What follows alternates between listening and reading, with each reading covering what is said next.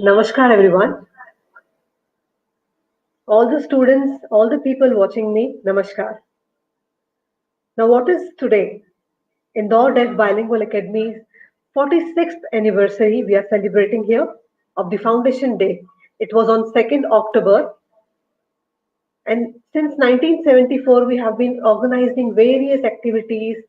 There are cake cutting ceremony, games, and enjoyment that we do. But due to lockdown, due to COVID, we are not together, the students and the staffs are not together, but this is the good opportunity that we are conducting webinar, and we had distinguished guests, deaf leaders from different associations. And again today we have Mr. Zane Hema,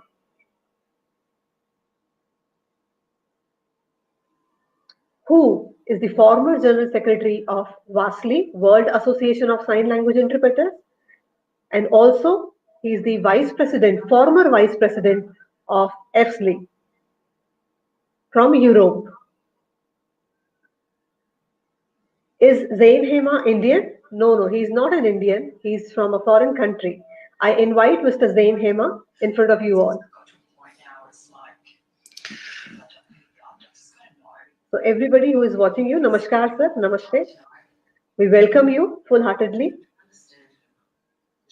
Today is the wonderful opportunity for you all the deaf people, all the interpreters, to gain the knowledge from his own experiences. That's a wonderful opportunity, sir.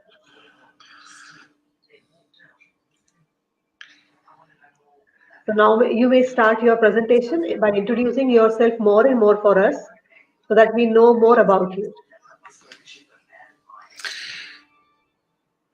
Thank you very much, Manali, for that lovely, lovely introduction.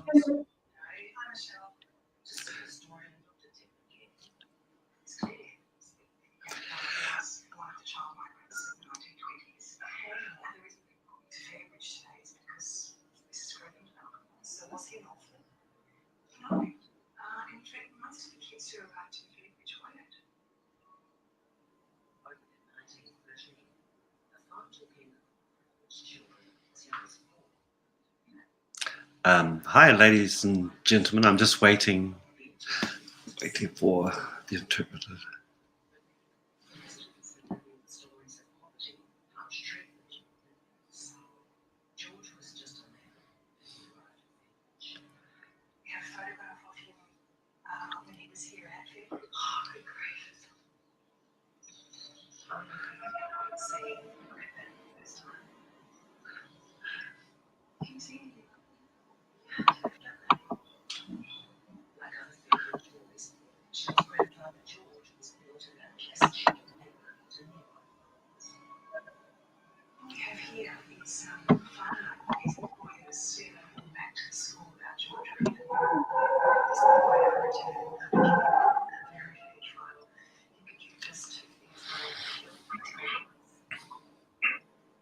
Zane, can you speak, please?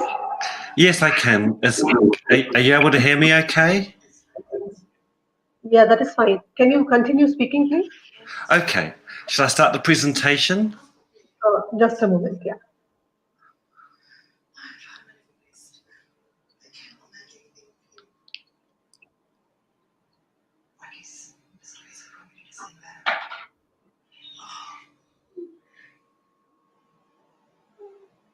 Okay.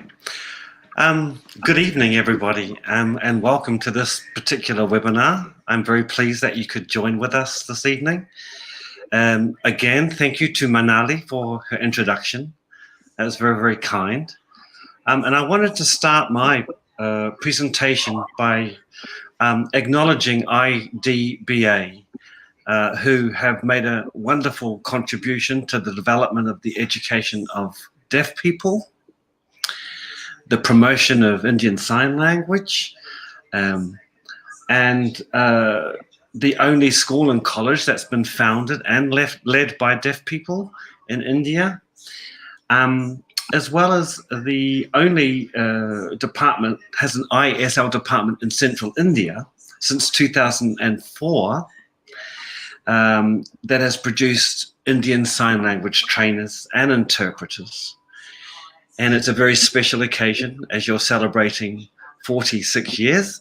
And I would like to start my presentation by offering you all my congratulations. Congratulations. So thank you very much for your welcome, and thank you for the invitation to participate. And I'm going to now just give you an overview of my presentation. I've been interpreting, a sign language interpreter, for over 26 years now, and I've had an opportunity to reflect, and I thought what I would do tonight is to offer you some of the more important lessons that I've learned, things that I feel that would be worth sharing with colleagues that would be practicing interpreters or new interpreters or interpreter teachers or people from the deaf community. And I'm hoping that over the next hour I can get a chance to share some of the more important things that have helped me in my career and hopefully can help you in your career. Okay, I'm on to my first one. So we can go to the PowerPoint, but before we do that, I'll give a little talk about me. Can we go to the next slide?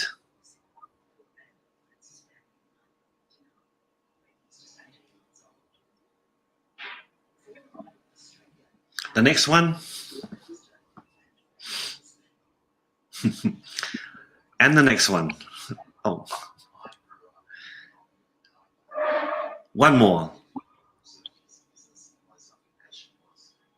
Okay, so a little bit about me. As I said before, I've been interpreting for over 26 years. I'm an interpreter in British Sign Language, New Zealand Sign Language, and Australian Sign Language. And I've also done some interpreting in International Sign. I'm telling you this because part of my experience is that I've been fortunate enough to learn more than one sign language, and that's helped me in my career. On the next slide, we're talking about the qualifications.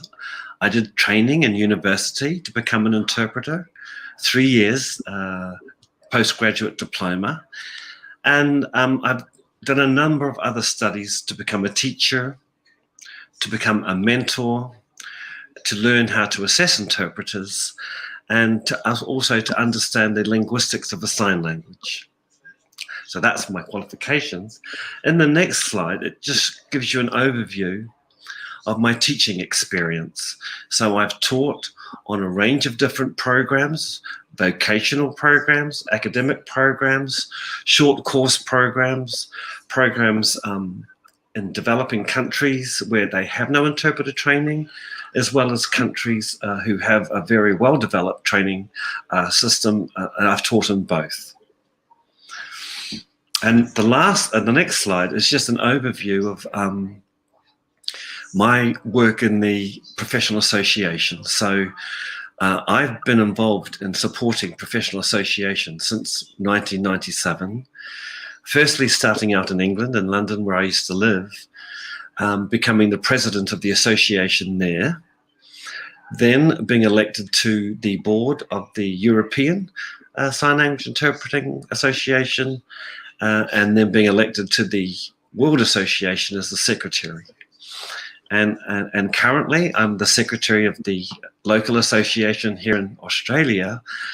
But the point of that particular slide is just to give you a sense of my involvement, not only with interpreting and experience in interpreting and teaching, but also supporting professional associations. Here's a few little pictures that just give you some highlights of my career. On the next slide is a picture of me having won an award called the Communication Professional of the Year. This is in London, and I'm pictured with the former president of the World Association of Sign Language Interpreters, the former president of the World Federation of the Deaf, and the former president of the International Council for Deaf Sports. So I felt very privileged to be in the company of such wonderful people. On the next slide is a picture taken in a newspaper where a journalist was watching me interpret for the Prime Minister on stage. And the journalist was just a little perplexed how I was able to make sense, or whether I could make sense of what the politician was saying. It was a bit of humor. The next slide, also from 2012, is I was fortunate to be asked to interpret for Her Majesty, the Queen, when she declared open the London 2012 Paralympic Games. And this is the picture from them, some of the highlights of my career. Okay, on to the next slide. We'll get into our talk now. My talk is basically what are the most important things that I have learned as a sign language interpreter that I might be able to share with you. It's the sort of things that I would give advice to colleagues. It's the sort of things that I would want to say to people to help improve their performance.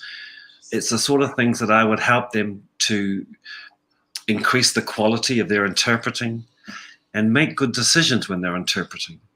So I have 10 lessons that have really helped me in my career, and I'm going to share those with you now. On the next slide is the first one. The first one is I continually learn. So maybe you would think after 20 years, I know everything. Well, I don't. Simply, I don't. And I continue to learn. And I have to continue to learn because the world is ever changing. You will know that we've had a global pandemic recently that's had an impact globally. And for our profession, it's had an impact in terms of the reduction in face-to-face interpreting, but the increase in online interpreting. For some of us, that's an opportunity. For others, it's a threat. But either way, we need to have an open mind because it changed my practice, and I had to be open to the ideas and adapt to those changes. The other thing about continual learning is I have to be up to date with what's happening, not just around the world in terms of world news, but what's happening in relation to, say, for example, interpreter research, or what are the current issues facing the deaf community, etc. So continual learning is an important thing that's been important to me, and it's helped me to improve my performance, and I suggest it would help you with yours. The second thing, a lesson that I've learned, is that I've needed, on the next slide, is I've needed to learn to master language. Now, we're sign language interpreters, so our job is working with language, but in order to do so, we must master language. As sign language interpreters, we must know a sign language and a spoken language.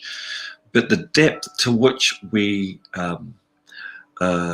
must know that language must be such that we understand the language, we understand the rules of how it's used, and the structure under which its grammatical structures.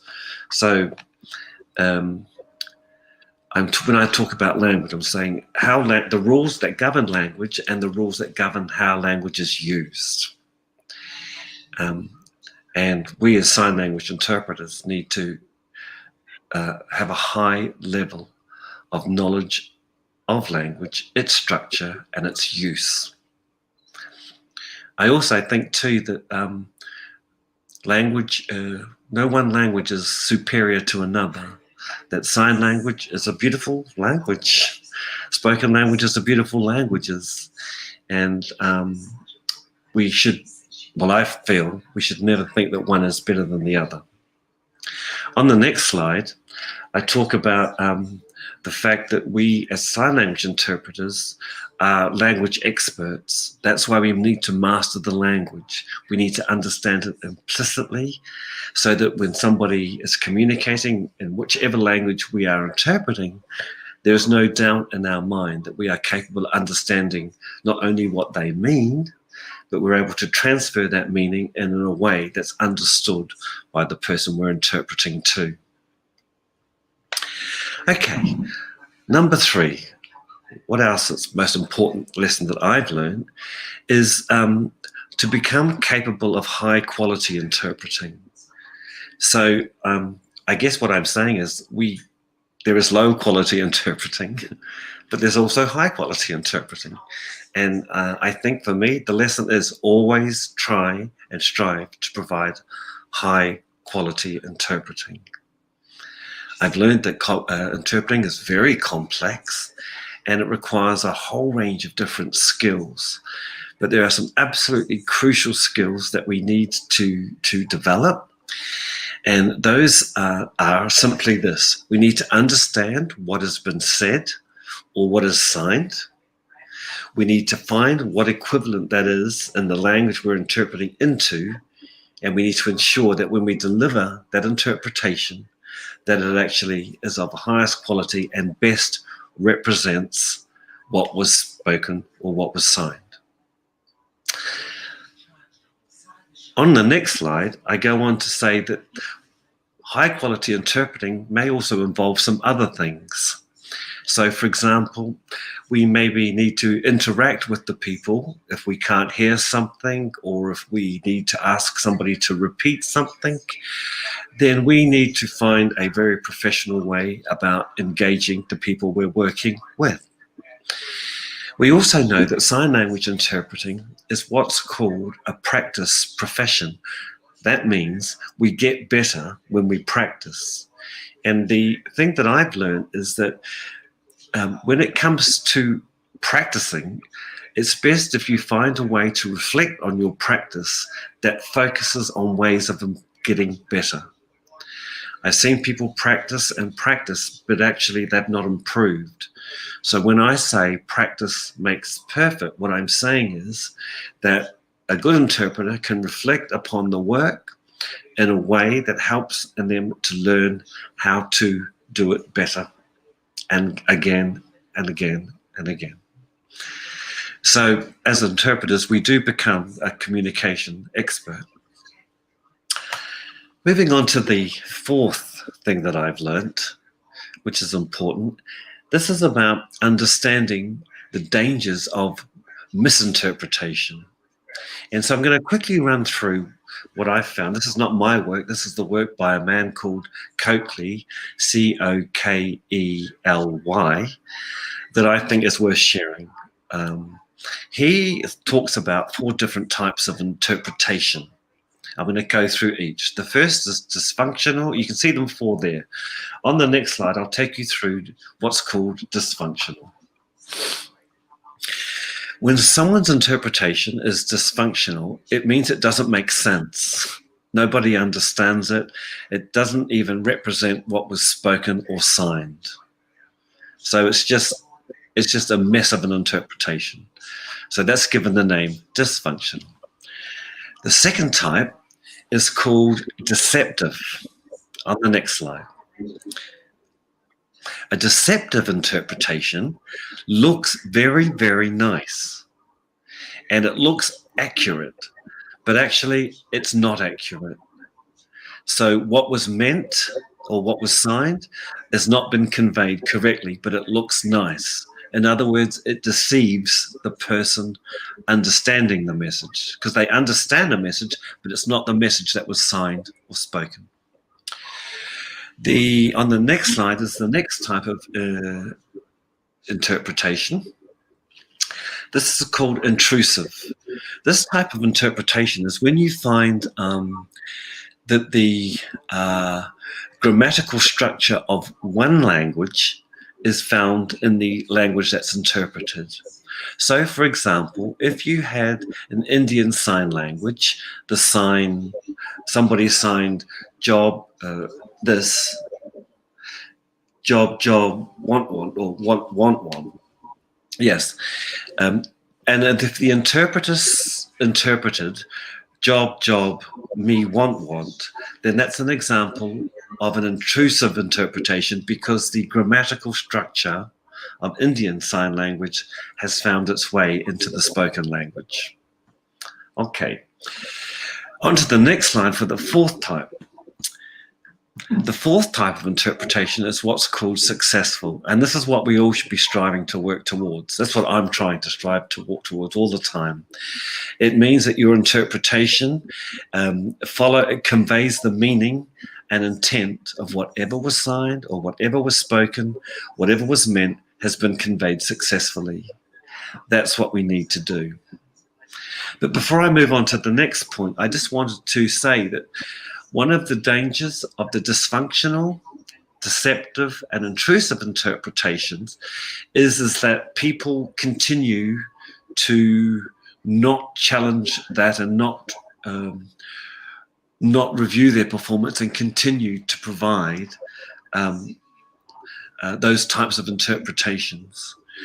And what I'm sort of saying is sometimes that requires the interpreter to honestly look at what they are doing and make some very conscious decisions to move away from those types of interpretation to strive to work towards the successful interpretation.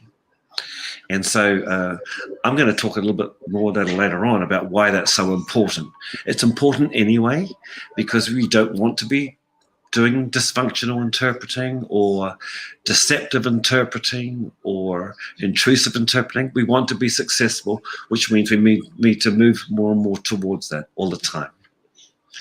Okay. I'm moving on to the fifth thing that's been an important lesson for me, and it relates to number 4. Number 5 talks about we need to understand the ethical consequences of decisions. So as sign language interpreters, when we're making our interpretation, we're making decisions. But we have to also understand that our decisions and our choices have consequences. So for a minute, you need to think about if you find yourself in a situation where you're giving a dysfunctional interpretation, what are the consequences of that? Or what are the consequences if it is a deceptive interpretation or a intrusive interpretation? What are the consequences? So one of the things that I learned is that I have to continually examine some of the decisions I'm making and the consequences of those decisions so I can improve and better work towards becoming more successful in my interpretations. On the next slide, and I won't read it out to you, is a quote, and the quote sums up very nicely, again from Coakley, Cokeley. It sums up the idea that our choices as interpreters and the consequences of those choices and decisions have an impact. And it challenges us to go, well, given the fact that there are consequences, maybe we need as sign language interpreters to look again at the way we work in order to make that shift towards becoming more successful in our interpretation. Okay. I know that's a lot to read, but I'm happy to leave the PowerPoint with you and you can read it later on. And if you have questions, then I'm more than happy for you to send them to Monica and she can communicate those with me. Moving on to number 6, the sixth thing that I've learned is that there's a need for us as sign language interpreters to have a very deep respect for culture, for difference, and for diversity. And I'm making particular reference here as having a deep respect for deaf people, for the language, for sign language, for the culture, for the way they see the world, for their perspectives on different matters, and for we need a deep respect for the community, the deaf community. And I like the idea that sign language interpreters and deaf people, the sign language interpreting community and the deaf community, we need to be allies. We need to work together because it's in working together that we can forge a stronger relationship and a better understanding of each other.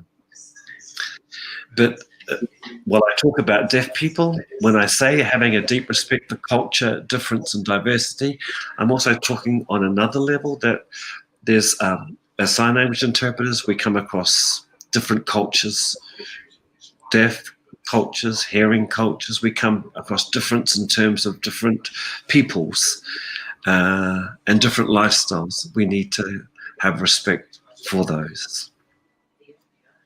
On the next slide is that, and also back in talking about deaf people, is that we as sign language interpreters have the ability to uphold the dignity of deaf people in the decisions we make, because we also have the capacity to not uphold their dignity. And so that's why I'm talking about in the earlier section about the consequences of decision making. When you make your decisions, have consideration to the dignity of the people you'll work with, particularly deaf people, and advocate for the rights of deaf people. Deaf people have rights. They have rights to sign languages, rights to a good life, rights to an education. And we as sign language interpreters can, in the decisions we make while we're interpreting, support them in those endeavours as well. Okay, moving on to number 7. The 7th lesson, I think that's most important for me, is developing a network of people around me who are happy to support me, who have my interests at heart, who are interested in my career and my development, because having a network provides opportunities for different things, opportunities to see things differently and get a different perspective, opportunities to learn things that you didn't learn before, opportunities to be supported so my career can develop, opportunities to support other people as they look to develop their own careers, opportunities to contribute to all sorts of different things that can enable improvement, either in personal performance or in professional and personal growth. But also networks about conversations with colleagues, with teachers, with deaf people, with friends, with hearing people, with many people. In those conversations, they can be the basis for good learning and understanding, and as I said earlier, getting to see different perspectives. Because the one good thing that I found as an interpreter, I think, is that I do have a perspective and a way of looking at things, but it's always better to be better informed by understanding that maybe my perspective is not the only perspective, that there's other perspectives and other people see things a little bit differently. And sometimes I'm influenced by their perspective to the point where I maybe change my perspective. That open-mindedness I talked about before. Okay, moving on to number 8. Number 8 is an important lesson for me, it will be for you, is I took responsibility for my own learning. Okay, so while I'm in the classroom, the teacher is teaching me and I'm learning as much as I can. But outside the classroom, when I'm either working or with colleagues, that I have to do some additional work to develop my skills as an interpreter. There are many disposals, many resources available. I just talked about a network of that you can develop. That's a wonderful resource. I talked about making ethical decisions, and I know that that in last year, 2020, the Indian Sign Language Interpreting Association spent a considerable amount of time consulting interpreters and deaf people and teachers alike together to try and develop a particular code of ethics and practice for sign language interpreters in India. And that's now been available not only in English, but also in Indian Sign Language. So that's another wonderful resource because it's an opportunity for you to go and understand the sorts of important things that the profession, together with the deaf community, sees as ways of, if you weren't sure, say, how to best behave in certain situations, then that code can offer you some guidance on how to adapt and how to move towards more successful and professional working and more successful interpretations. So yes, I don't think it's a good idea to wait for people to tell you what to do. I think it's sometimes you just got to take the initiative and learn as much as you can about the profession and about the job that you're doing. Sure, and talk to as many people as you can and use as many resources that are available to you. And if you're not sure, you'd have no idea how to move forward, then you just talk to your senior or find a colleague who's more experienced and have those conversations with them, because I think people would be willing to help you. Okay, moving on to number 9 of the things is about one of the things that's most important for me is supporting my professional association. And as I said earlier on, I've been supporting professional associations since 1997. That's 97, 2007, 2007. 23 years I've been involved within interpreting professional association. And I think that's important because, one, as individuals, we are all individual sign language interpreters. But collectively, together, we're a profession. And so we need to be able to communicate messages to the outside world about our profession. And so we need to contribute to discussions and forums, to different bodies to talk about what we do as a profession, how to work with interpreters, how to become more aware of interpreters, how to teach interpreters, how to qualify interpreters. There's a whole range of different things that need to happen, which can't happen with only one person. It needs to happen collectively. And I've had experience working with a professional association in England, in Europe, and in the world, and now here in Australia. And the whole purpose of the reason I do that is because I believe it's important to make some contribution to our profession becoming higher in status and better recognized. And that doesn't mean that sometimes people on a professional association may not always agree. Sometimes we disagree, and we have to disagree. The important thing is to be involved. Important thing is to be open-minded and to contribute to discussions in such a way that our profession is lifted. And people who don't understand what we do get a better idea of what it is we do and why we do it and how complex it is and all those sorts of things. Okay, right, moving on to number 10. And this is the last one. This is my last 10th lesson. This lesson is called Expect the Unexpected. And the reason I have this here is because in 1996, I finished my first interpreter training course in London. And on the very last day of that training program, my teacher, who was Dr. Jemina, or Professor, I beg your pardon, Professor Jemina Napier, you may know her, you may not know her. She's very well known within the international interpreting community as an interpreter and researcher and lecturer and all sorts of things. She said on the very last day, as she was saying thank you and farewell to us all, and one last thing before you all go that I must say is that when you're out there, expect the unexpected. And I sort of thought, oh, okay, cool. But what she really meant is what's happened in my career is things don't always go to plan. Things don't always happen as you expect. Things don't always happen as you like. Things go wrong. things just break down, and things just are not perfect all the time.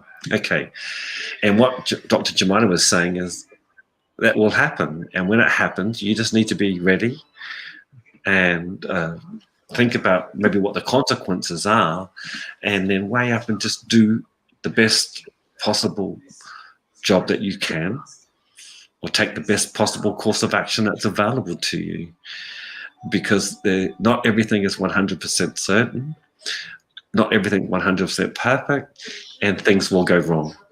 And you just have to go, okay, as a professional, I'm going to be okay with this. Whatever happens, happens. I will move on. So that is, on the next slide, the end of my presentation. It seems a bit short, but it was just me wanting to share with you some of the things that have helped me over my career, and hopefully some of them will help you. So thank you very much for inviting me to talk. And now I'm finished. But I will say one last thing, that if people have questions, I'm happy to share the PowerPoint first of all. And if anyone has questions or something like that, and because we may not have time for them tonight, then I'm happy for you to share those, send them to Monica, and Monica and I are in communication, and I'll be more than happy to answer any questions.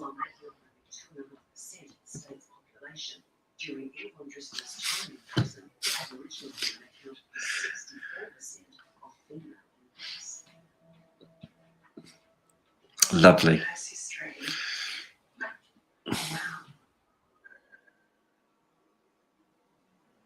just feel so sad seeing mugshots, and she just looks so miserable, pissed off with the world. It's so young.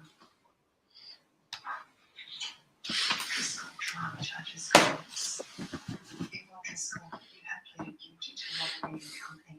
The maximum sentence that can be imposed on you is imprisonment for life. Imagine standing in the dock and hearing that at 19.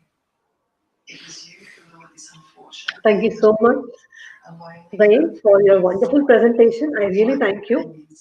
And there were a lot many important points that will benefit us as the deaf community and also the interpreters community. So it was really wonderful, and all the things that you said are really important to be followed. So my next question, maybe it would be, thank you so much. My next question is, you have been the students of Indore Deaf Bilingual Academy. You have been to Indore Deaf Bilingual Academy in Indore, in India. So what was your experience here when you visited us? If you can tell something about that. Yes, I had the pleasure of coming to IDBA at the invitation of Monica to do a 3 or 4 day training workshop with deaf people, deaf teachers, sign language interpreters. But when I arrived in the morning. So, and I arrived just in time, I think, as assembly was happening. And so all the lovely little children of the IDBA were all in lines just outside the main door, and all in their uniforms. And I sort of walked up, and then someone said, Zane, can you just give them some greetings?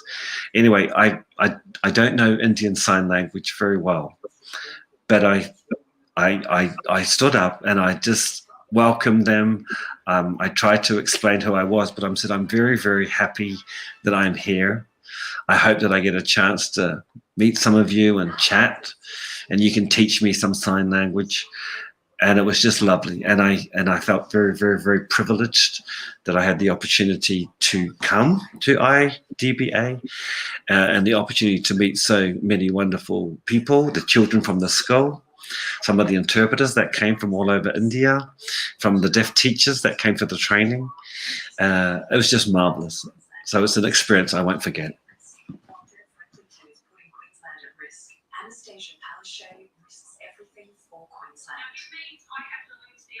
Okay, sir.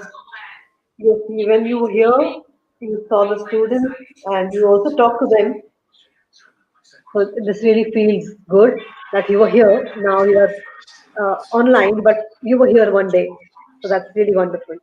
And also the interpreters here working in India to become more professional in the fields of legal setup or medical setup in the interpreting field actually. So what do you think? The hearing in the deaf community needs to be really collaborative, to be an early, and what message would you like to give to the interpreters working here in India? Any message for the Mm, interpreters? that's a good question. I I I take my example often from the World Federation of the Deaf president and the World of the Association of Sign Language and Interpreting Association both came together and they signed what's called a memorandum of agreement. And in that agreement, the two talked about how they will work together. And as a result of that happening at the world level, it started to filter down to different countries. So, countries that I know followed suit. So, in Canada and Australia and New Zealand and a number of other countries, I can't remember them all, their interpreting association and their deaf association came together and had some important discussions on how to better work together. And they described the relationship as being a um, uh, um, symbiotic, is the word. It's that we need each other. Deaf people need interpreters, interpreters need deaf people. Not in a way, it's just that, and if we work together symbiotically, in a sense that we both get benefit from working together, then that's what we should do. So it's about working together so that each benefits, not the deaf one, only one benefits or the other, that both benefits. And so what message would I give to interpreters? I don't know. I mean, I don't know the situation there well enough, but I would look to developing good, strong relationships with deaf associations throughout India to forge a better relationship between the two that results in both getting benefit. Mm. Mm. She was like a mother figure over and above everything she did for all of the inmates. Yeah. She had a huge impact. Okay, so you're very right to say that. I really agree to that, and we'll definitely work more on that. That the hearing interpreters and the president and general secretaries of the associations, deaf associations, hopefully work more collaboratively. Thank you so much, sir.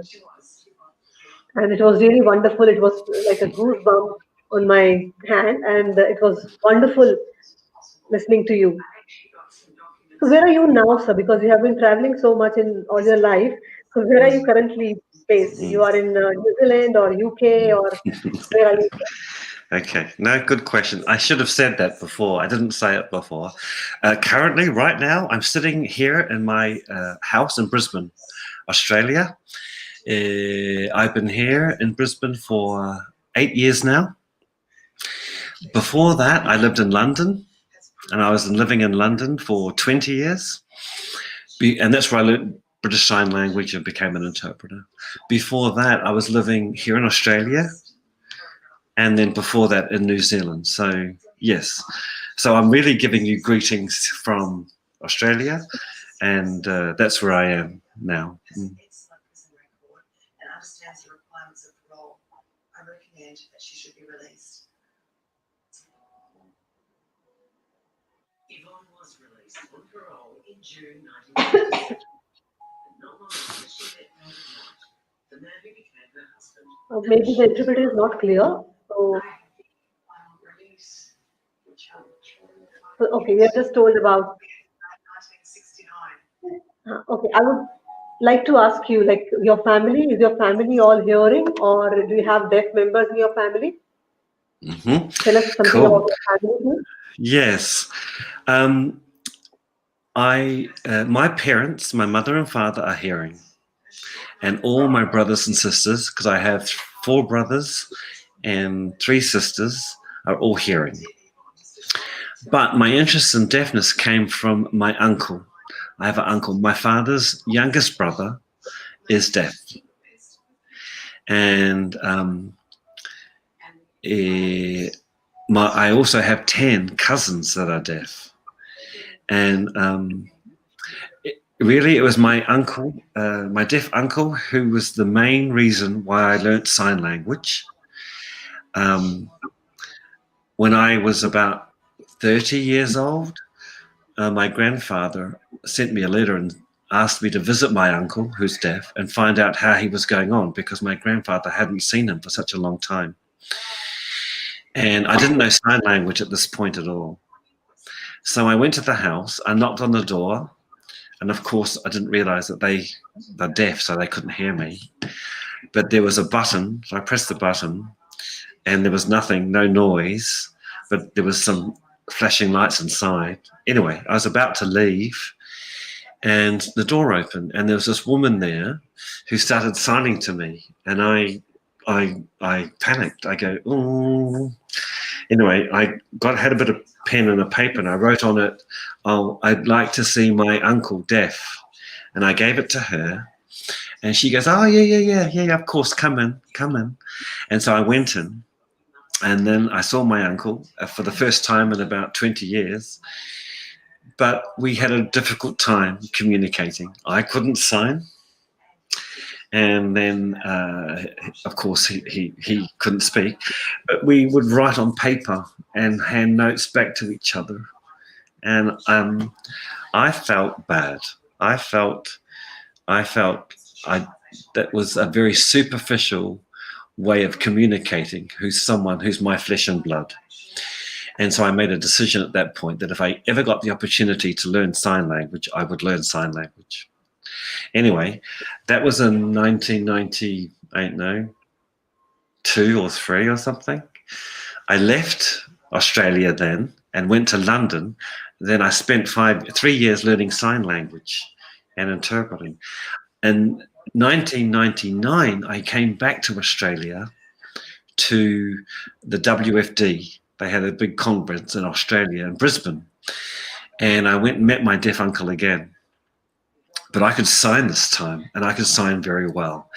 And he just, he was pulling his hair out because he couldn't believe that we could communicate. The wonderful thing is we could talk about things, about him growing up with my father. We could talk about him going to school. We could talk about his life, which could never happen if I didn't know sign language. And so from that day on, my uncle and I had a very, very special relationship. Still do. And then every time I used to travel around the world and give presentations, I always used to show a picture of my deaf uncle and go, "This is the man, and this is the reason why I learned sign language." Mm. Mm.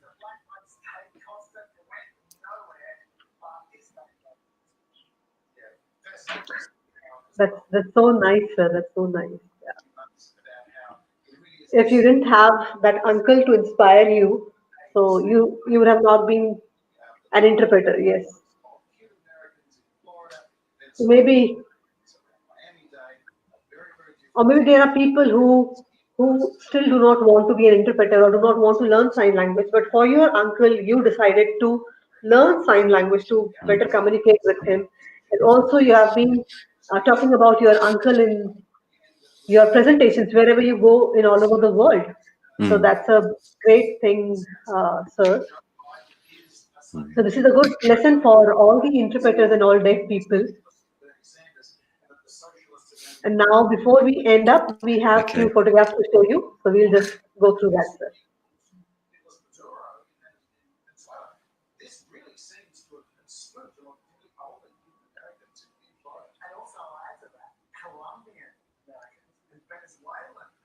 Oh, that's lovely.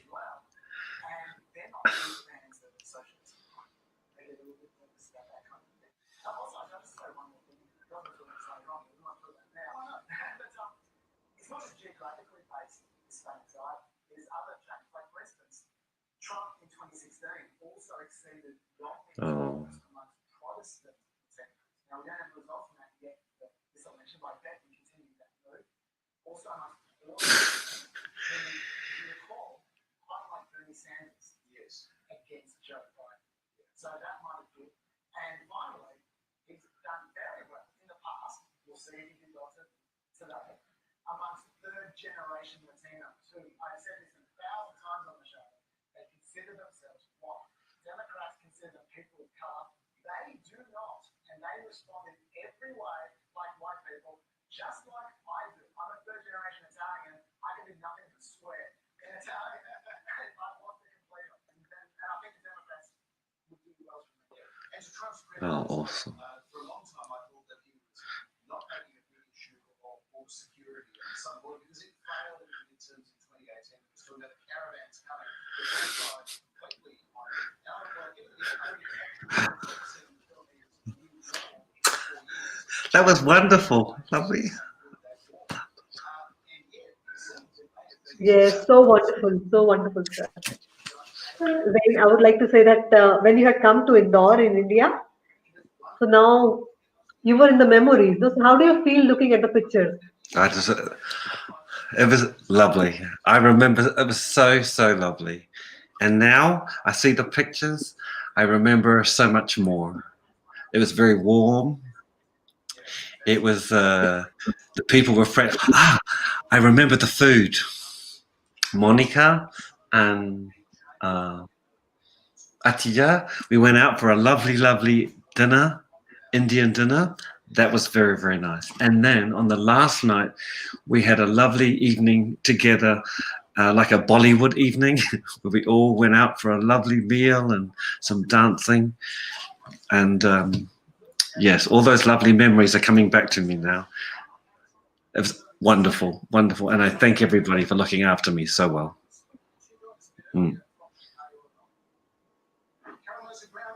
I'd like to come back again.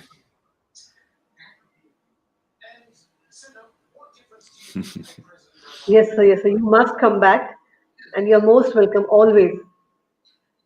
Thank you. It was a wonderful presentation, and I see that since 26 years of your professional life, which is a big, long years, like so many years, and you have a big heart to keep on sharing your experience and knowledge. Thank You you. have been to Indore, you have been to many other countries, you have been to Mm.